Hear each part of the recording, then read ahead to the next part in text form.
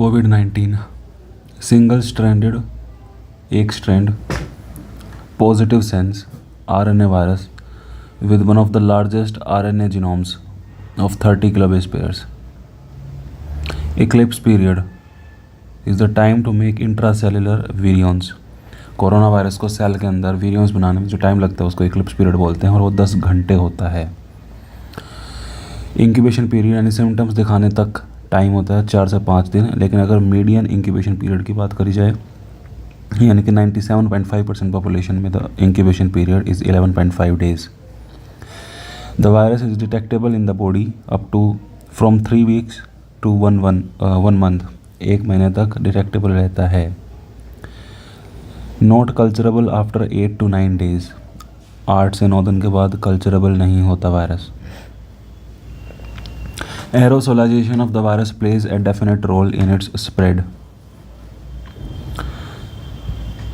Virus impact on the lungs के ऊपर क्या असर पड़ता है. नॉर्मल एल्विलाई होती हैं, लेकिन जो कोरोना वायरस से इन्फेक्टेड एल्विलाई होती हैं उनके थिकन्ड एल्वियोलर सेप्टा होते हैं. एल्वियोला के सेप्टा थिक हो जाते हैं due to alveolar edema. Alveoli में इडीमा है और इन्फ्लेमेशन, उसके कारण एल्वियोलाई के सेप्टा थिक हो गए हैं. इसके कारण इम्पेयर्ड गैस एक्सचेंज होता है. गैस एक्सचेंज अच्छे से नहीं होता और डैमेज होता है विच कोजेज एंडोथिलाइटिस. जो एंडोथीलियम होती है, जो एल्विलाई की ब्लड वेसल्स होती हैं, कैपिलरीज होती हैं, उनके एंडोथीलियम में डैमेज होता है, एंडोथिलाइटिस होता है, जिसके कारण इडीमा होता है, leakage of fluid into the lungs. Therefore it is non cardiogenic pulmonary oedema. Inhibition of factor H हो जाता है. Factor H is protective. Therefore, uncontrolled complement mediated damage happens in the lungs and release of tissue factor due to the damage of the tissue. Tissue factor release होता है जिसके कारण माइक्रोथ्रोम्बाई बनते हैं lung की वेसल्स में. क्लिनिकल फीचर्स क्या हैं? स्टेज और सीवियरिटी. मल्टी डायमेंशनल चैलेंज होता है कोविड-19 को ट्रीट करने में. स्टेज या फिर सीवियरिटी वेरी करती है. एसिम्प्टोमेटिक या प्री सिम्प्टोमेटिक हो सकता है पेशेंट, जिसमें कि SARS corona virus 2 test positive है लेकिन सिम्टम्स नहीं है. माइल्ड इलनेस हो सकती है, मॉडरेट इलनेस हो सकती है, सीवियर इलनेस हो सकती है और क्रिटिकल इलनेस हो सकती है. माइल्ड इलनेस में क्या होता है? माइल्ड सिम्टम्स होते हैं जैसे कि फीवर, कफ, टेस्ट और स्मेल चेंजेस एंड डिस्निया नहीं होता, ब्रेथलेसनेस नहीं होती. माइल्ड इलनेस में सांस आता है अच्छे से. फीवर हो सकता है, कफ हो सकती है, टेस्ट स्मेल में चेंजेस हो सकते हैं. मॉडरेट इलनेस में ऑक्सीजन सैचुरेशन 94% से ऊपर रहता है, लेकिन सीवियर में वो 94% से कम हो जाता है. ठीक है, oxygen saturation. Lower respiratory tract disease रहती है मॉडरेट में. सीवियर में क्या हो जाता है? ऑक्सीजन सैचुरेशन 94 से भी नीचे गिर जाता है और रेस्पिरेटरी रेट बढ़ जाता है 30 से भी ज़्यादा और लंग इन्फिल्ट्रेट होते हैं मोर देन 50%. क्रिटिकल इलनेस में रेस्पिरेटरी फेलियर ही हो जाता है, शोक में चला जाता है पेशेंट, मल्टी ऑर्गन डिसफंक्शन और फेलियर हो जाता है. कई ऑर्गन्स फेल हो सकती हैं. फ्रीक्वेंसी क्या होती है? माइल्ड और मॉडरेट इलनेस ही रहती है 80% ऑफ पेशेंट्स में. 15% सीवियर इलनेस में चले जाते हैं और 5% क्रिटिकल इलनेस में जाते हैं.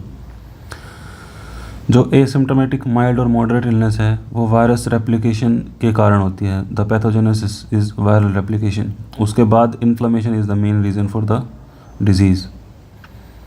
ट्रीटमेंट शुरुआत में हम एंटीवायरस दे सकते हैं, एंटीबॉडी थेरेपी दे सकते हैं और बाद में क्योंकि इन्फ्लेमेशन हो रही है तो इन्फ्लेमेशन को कम करेंगे. उसके बाद है 3 स्टेजेस हैं. Stage 1 is the early infection, stage 2 is the pulmonary phase and stage 3 is the hyper inflammatory phase. Stage 1 में एनोस्मिया है, टेस्ट और स्मेल में चेंजेस हो सकते हैं, माइल्ड कफ होगा, फीवर होगा, डायरिया हो सकता है. पल्मोनरी फेज में डिस्निया आता है, shortness of breath, respiratory rate more than 24 से ज़्यादा हो जाएगा respiratory rate. SpO2 will be less than 93%, यानी कि ये मॉडरेट वाला फेज़ है. Stage 1 is mild phase, stage 2 is moderate phase. There is happy hypoxia in this situation. Happy hypoxia का मतलब है कि पेशेंट को डिस्निया नहीं है, ठीक है, कंफर्टेबली सांस तो ले रहा है लेकिन हाइपोक्सिया है, ब्लड में ऑक्सीजन की कमी है, तो हैप्पी हाइपोक्सिया डे 6 to 10 पे देखा जाता है। स्टेज 3 में इन्फ्लामेशन हो जाती है, सीवियर स्टेज जिसको हम बोलेंगे। So ARDS, acute respiratory distress syndrome, there will be dyspnoea, there will be sepsis, there will be multi organ dysfunction syndrome, multi organ disease, cardiogenic shock, ठीक है। And steroids play a big role in stage 3। Stage 3 में steroids play a big role. In the pulmonary phase which is stage 2 we have to start with heparin, क्योंकि microthrombi हो रहे हैं, बनने लग जाते हैं स्टेज 2 में, because this is the phase from where coagulation starts occurring.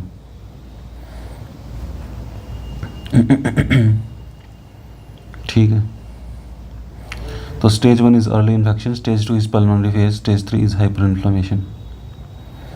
फिर वर्कअप यानी कि इन्वेस्टिगेशन ऑफ चॉइस रहता है RT-PCR सार्स कोरोना वायरस 2 के लिए। Sample was taken from nasopharyngeal swabs and oropharyngeal swabs. Distance between the nostril and the posterior wall of the nasopharynx is, यानी कि nostril से लेके posterior wall of the nasopharynx तक जो distance होता है वो होता है 8 to 10 सेंटीमीटर्स अडल्ट्स में। कौन सा स्वाब यूज़ नहीं करेंगे इस सैंपल के लिए? वुडन शाफ्ट यूज़ नहीं करेंगे, कैल्शियम एल्गिनेट स्वैब नहीं यूज़ करेंगे।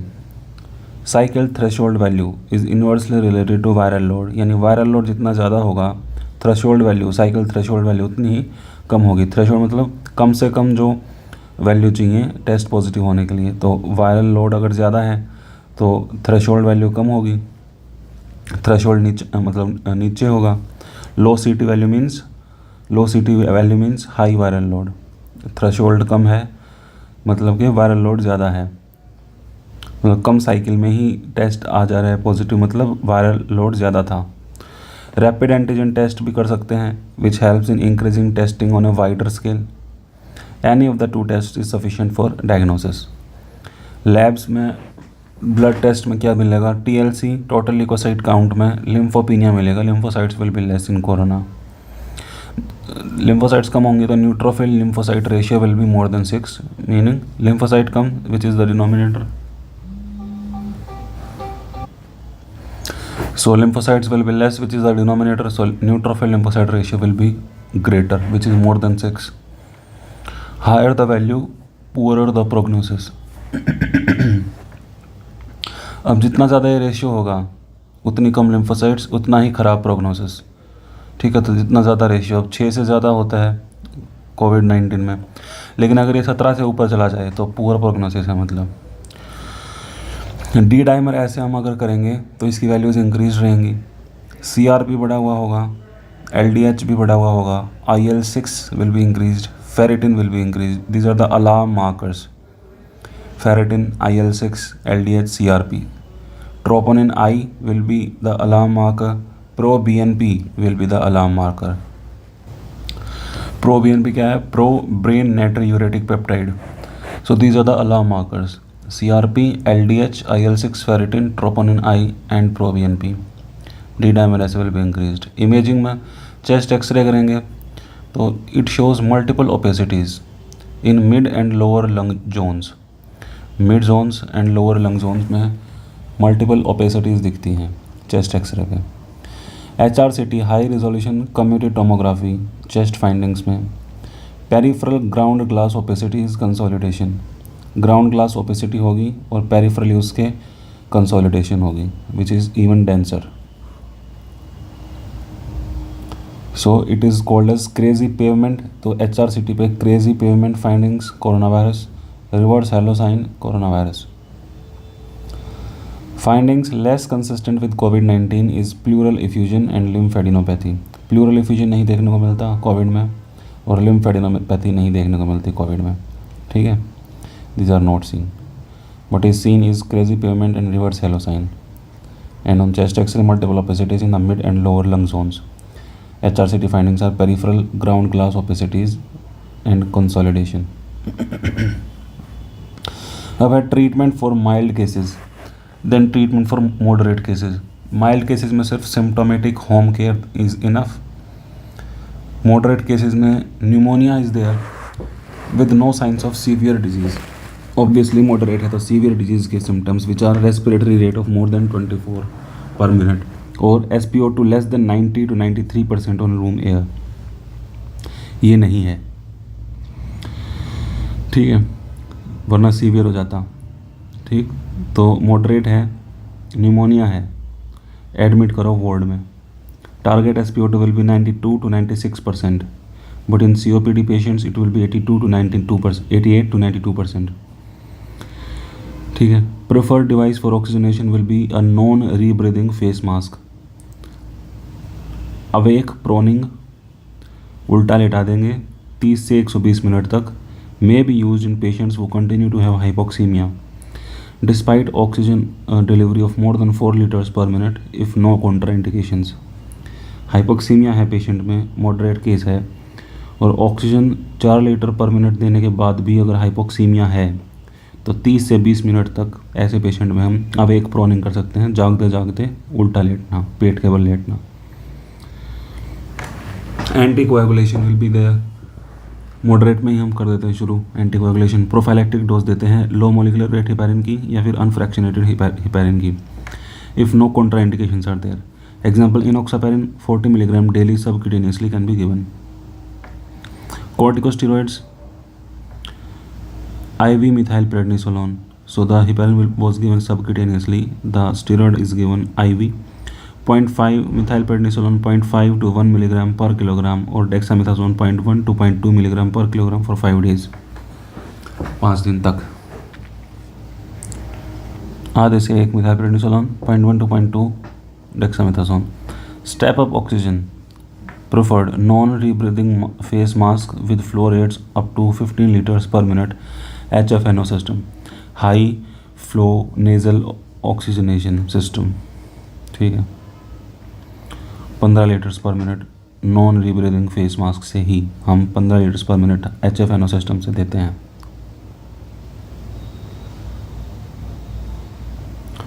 तो ये है नॉन रीब्रीदिंग फेस मास्क।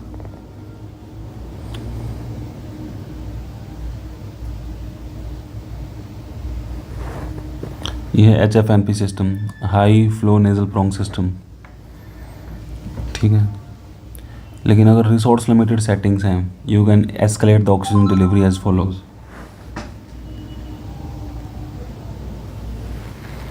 ठीक है, अगर रिसोर्स लिमिटेड सेटिंग है तो उसमें सबसे पहले नेजल कैनुला यूज़ कर सकते हैं which gives a delivery of 6 litres पर मिनट। उसके बाद venturi mask can be used, ठीक है। वेंचुरी मास्क जो कि बर्नौली प्रिंसिपल पे बेस्ड होता है। Then non rebreather with nasal cannula can be used combination. Then a high frequency nasal cannula can be used. Then a non invasive positive pressure ventilation और a continuous positive airway pressure which is the non invasive ventilation procedure that can be used.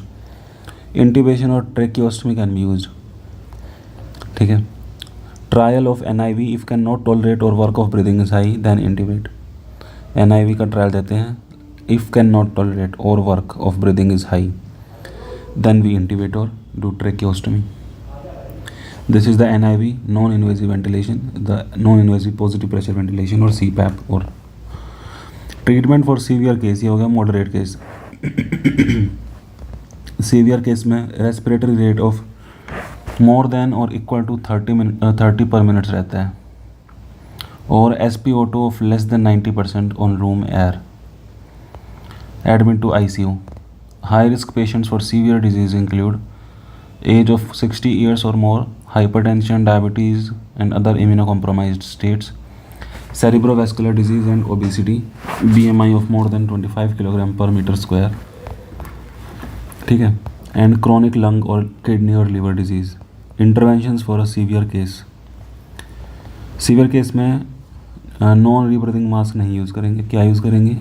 Non invasive ventilation with tight fitting face mask और helmet interface, this is the helmet interface.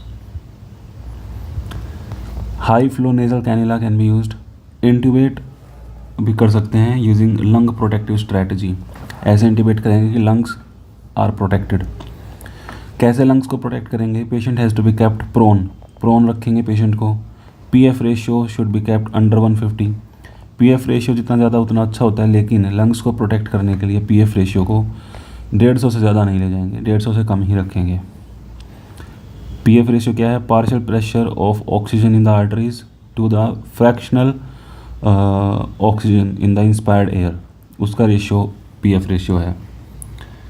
ठीक है, मतलब कि PaO2 upon FiO2, it should be kept under 150 for the lung protective strategy. उस तभी indicate करेंगे। Patient has to be kept prone, PF ratio less than 150, FiO2 more than 0.6 and PEEP, which is positive and expiratory pressure, should be more than 5 centimeters of water. ठीक है, so low tidal volume रखेंगे to protect the lungs. High PEEP रखेंगे, PEEP मतलब positive end expiratory pressure should be kept high more than 5 centimetre of water, and neuromuscular blockage should be maintained. ठीक है, neuromuscular blockage maintain रहनी चाहिए indicate करते time. High PEEP, low tidal volume, PF ratio less than 150, FiO2 more than 0.6. Patient has to be kept prone. Anticoagulation in the severe case. High dose prophylactic, high dose use करेंगे prophylactic unfractionated और low molecular weight heparin की। Example enoxaparin 40 milligrams और 0.5 milligram per kilogram BD देंगे subcutaneously if not a high risk of bleeding. Corticosteroids if sepsis or septic shock is there, manage as per existing protocol of sepsis.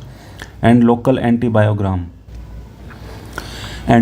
मतलब antibiotic susceptibility test करेंगे micro organisms के लिए, मतलब we will give empirical antibiotics to the patient. We will use sedation and nutrition therapy as per the existing guidelines, and we will give IV methylprednisolone 1 to 2 milligrams per kilogram। Moderate case में हम दे रहे थे 0.5 to 1 milligram per kilogram, यहाँ पे दे रहे हैं 1 to 2 milligram per kilogram, और dexamethasone 0.2 to 0.4 milligram per kilogram for 5 to 7 days। वहाँ पे दे रहे थे 0.1 to 0.2 मॉडरेट केस में, 0.1 to 0.2 milligram per kilogram for 5 days dexamethasone दे रहे थे, लेकिन यहाँ पे dose will B high, that is 0.2 to 0.4 per kilogram for 5 to 7 days। Then acute respiratory distress syndrome is present in severe case, so we will use low tidal volume ventilation। low tidal volume रखेंगे to protect the lungs। high PEEP रखेंगे, positive and expiratory pressure, neuromuscular blockade will be achieved and proning। and if PO2 to FiO2 ratio is less than 80, then we will follow ECMO, which is extracorporeal membrane oxygenation।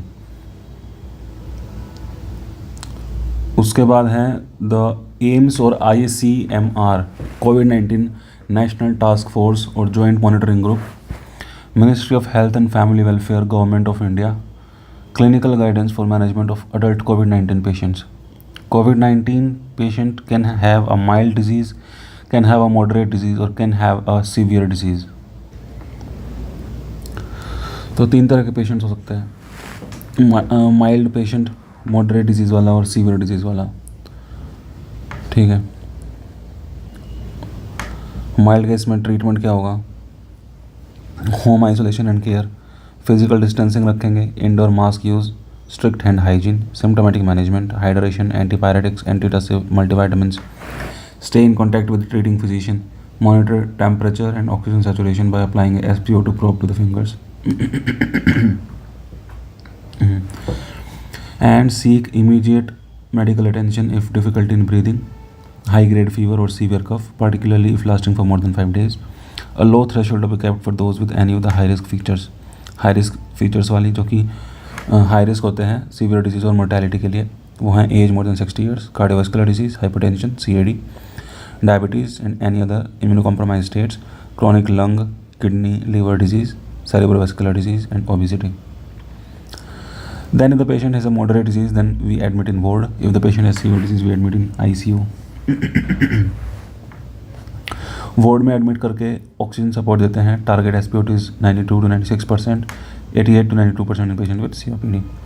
Preferred devices for oxygenation is non rebreathing face mask, awake proning encouraged in all patients requiring supplementary oxygen therapy। Sequential position changes every 2 hours। Anti-inflammatory or immunomodulatory therapy injection of methylprednisolone 0.5 to 1 milligram per kilogram in 2 divided dose or an equivalent dose of dexamethasone, usually for a duration of 5 to 10 days. Patients may be initiated or switched to oral route if stable and or improving. Anticoagulation, conventional dose prophylactic and unfractionated heparin or low molecular weight heparin weight based. Example, enoxaparin 0.5 milligram per kilogram per day subcutaneously. There should be no contraindication or high risk of bleeding. Monitoring, clinical monitoring, work of breathing, hemodynamic instability, change in the oxygen requirement. Serial chest X-rays should be done. HRCT chest is done only if there is worsening. Lab monitoring, CRP, D-dimer 48 to 72 hours. CBC, KFT, LFT 24 to 48 hours. IL-6 levels to be done if deteriorating patient is there, subject to availability. And if the patient has a severe disease, we admit him in ICU, give him respiratory support.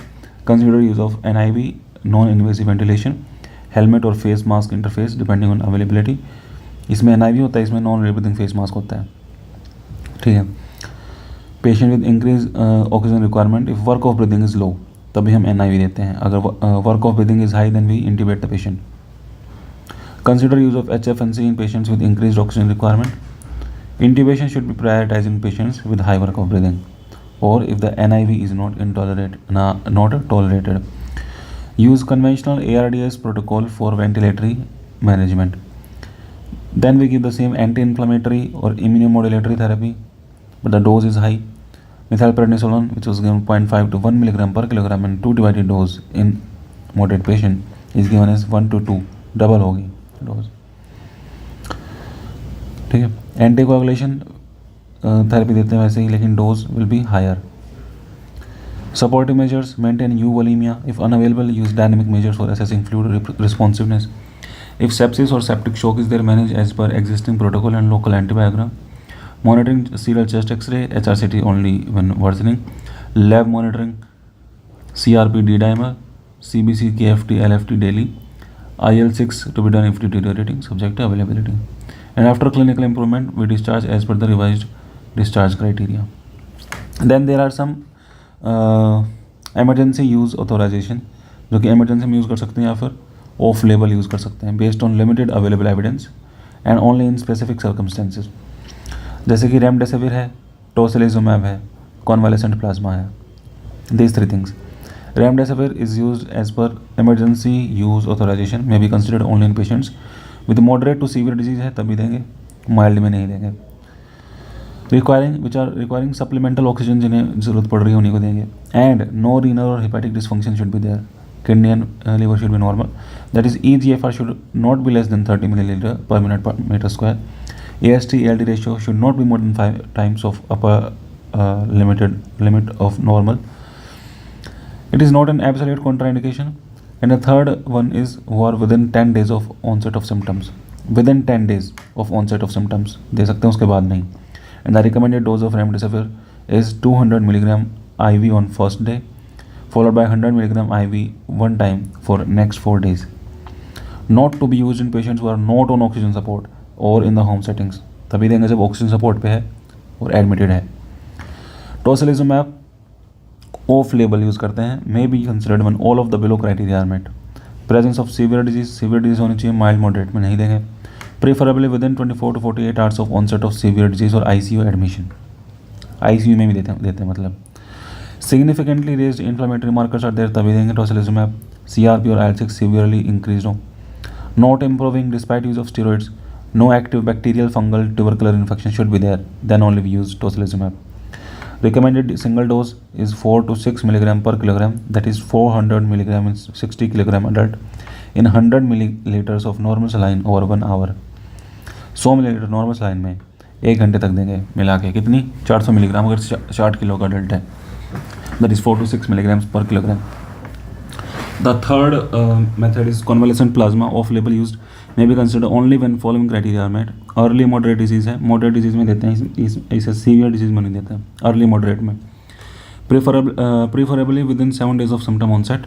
Symptoms onset होने के 7 दिन के अंदर देना होता है, उसके बाद कोई यूज़ नहीं होता, 7 दिन के बाद कोई यूज़ नहीं होता कॉन्वलेसेंट प्लाज्मा का. Availability of high titer donor plasma should be there. ठीक है. high titer donor plasma, that is signal to cutoff ratio of more than or equal to 3.5 or equivalent should be there, then only we use convalescent plasma. That is it with COVID-19.